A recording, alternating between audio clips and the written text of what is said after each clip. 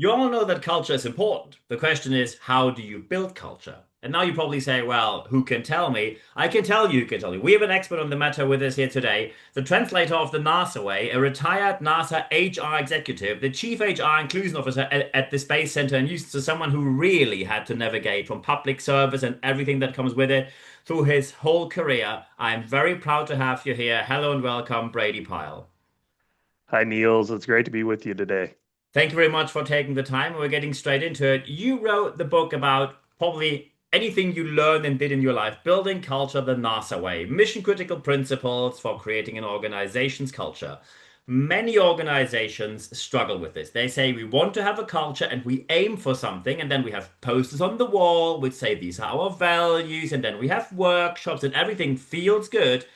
And 4 weeks later, anyone says, "I think it's the same it was before, just with posters on the wall." I think Right. that was not what we aimed for. My first question, of course, is what was your main motivation to write this book right now at this point in time?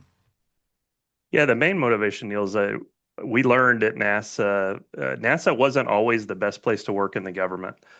We had to actually make intentional efforts. We were third to fifth in the government ratings for many years because we weren't paying attention to our engagement scores. We weren't paying attention to what employees were telling us about how to make the place better. When we got intentional about it, when we used some very practical strategies that I outline in the book, part of the reason I wanted to write the book is the last 10 years I've spoken at a variety of HR conferences and different places, talked to different leaders, and they understand that the framework we used, the strategies we used, are things they can do in their organization. And then I've used that the last 3 years at Space Center Houston. Space Center Houston is a small nonprofit. We have 200 full-time employees, another Hmm. 300 part-time and seasonal. So 500 people versus 18,000 at Yeah. NASA. But the framework and the strategies work in this environment as well. Mm. So, talking about you didn't pay attention, do you think they are quite, because that is something that really struck a chord with me. I think many people do the evaluations. You have the annual appraisal interview and you do the evaluation and you do the monthly survey. So you collect all the data, you have it at your fingertips. So how come that people say they spent an enormous amount of money on consultancy companies doing that for them or doing it by themselves, the hours that they have to put in there, the tools to evaluate everything, to store everything according to data protection laws. How is it possible to do all of that and then not act on it? Well, for NASA, it was organizational arrogance. We already thought we were good. We thought we were fine. Our engagement scores were good. We were in the 70% range for employee engagement, which was good. But really, the intentional efforts took us from that to, by the time I retired from NASA, it was 85% engagement Wow. because we were really focused on the things that mattered. And the difference maker for us was we would focus on a critical few improvements in the survey each year. We would pull teams of employees together to drive solutions. And then we'd communicate those things out to the workforce. Hey, we're listening to you. We're making these improvements. We're making these changes. And that happened at multiple levels of NASA. And that was a game changer in Hmm. really building the culture. So you said it happened at multiple levels at NASA. So that Mhm. sounds like the typical leader saying, "Oh, just put this to HR and they're going to figure it out. Somehow I have to deal with the business." Right. That's not a good approach, I think. No, absolutely not. I think if you're delegating your culture to HR, you're going to be in trouble. I see HR as a steward of the culture. So we're coaching leaders on what they need to do to build culture. Two-thirds of your engagement scores are based on employees' relationship and perspective of their leaders. So Hmm. pouring investment into leadership development, strengthening your leadership, strengthening your systems, which another thing that I talk about practical ways to do that in the book is really going to drive your culture and push it forward. Excellent. So you would say that developing leader is a must-have, not a nice-to-have. It doesn't happen naturally just by real-world practice and letting them do what they think they should do. No, you've got to have a strategy around it. And our strategy at NASA that we've replicated here at Space Center Houston is based on the 70-20-10 model. So that model says 70% of leadership development comes from on-the-job experience. Hmm. So are you putting leaders in the right roles? Are you giving them progressively more responsible leadership roles? from team lead to frontline supervisor to leader of leaders. You're not skipping steps. You're giving them stretch assignments and projects. So that's 70%. 20% is based on contact. So mentoring and coaching is really important here. Setting up mentors in the organization that can really pour into leaders. The final 10% is what most of us think about when we think about leadership development. That's your training, your Yeah. conferences. And so that was an important model at NASA to really reframe the thinking for leaders. When they would come to HR and say, "Hey, I need to develop this leader. Can you find a class for them?" We would say, "Well, hey, how are you pouring into them from a on-the-job training experience? Who is mentoring them? Can we get Mm. them executive coaching to really build out their leadership skills?" Yes, the training and conferences are important to learn the concepts, but these others are much more important to developing leaders. So you need a holistic approach to leadership to actually make it work. Absolutely. Very good. Absolutely. And in your book, it also says that you need to build a culture of inclusion and innovation. And I do not want to stir a pot, but some people will say, look, this topic at the moment is, let's say, not low on the debatable level, because some people put us under pressure to actually end all of this. So, what would you say when people now say, look, Brady, I actually see your point. However, we are public service. We are so Mhm. busy with the daily routines and work. We are understaffed. Our budgets get cut left, right, and center. And now you come along and say, okay, could you please just, besides doing all the work, do all of that on top? While at the same time, people say, oh, well, these couple of initiatives are suddenly politically not on the I want this agenda. How to navigate all of that at the same time, while you know that the typical answer, which free enterprise would choose, get the consultants in, is not available due to the budget situation. Right, right. So I can only speak from my experience at NASA, and then certainly here at Space Center Houston.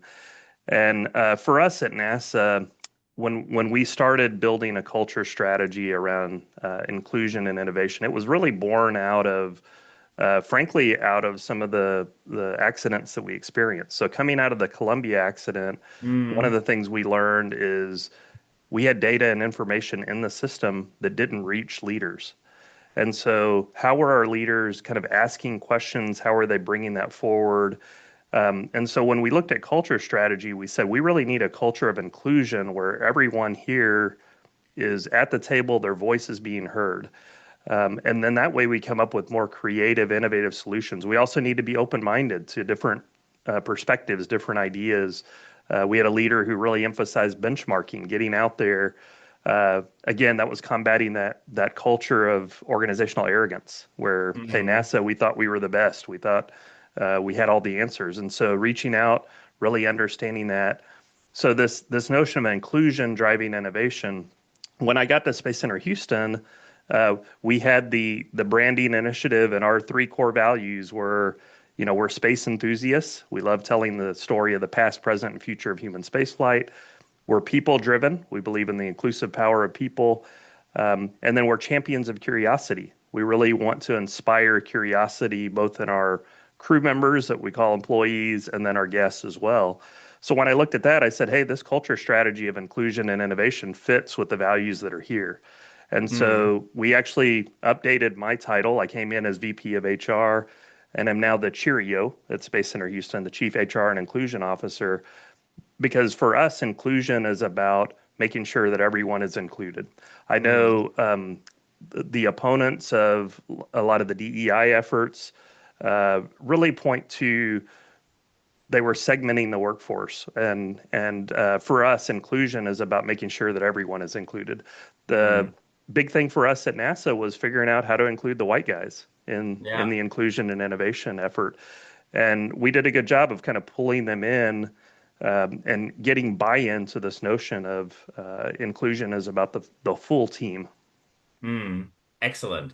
So, of course, I now have to ask, when people now put this in place, they say you changed something, and sustaining something that was changed is not easy. So, let's say I put all of this in place and we celebrate and we now have it.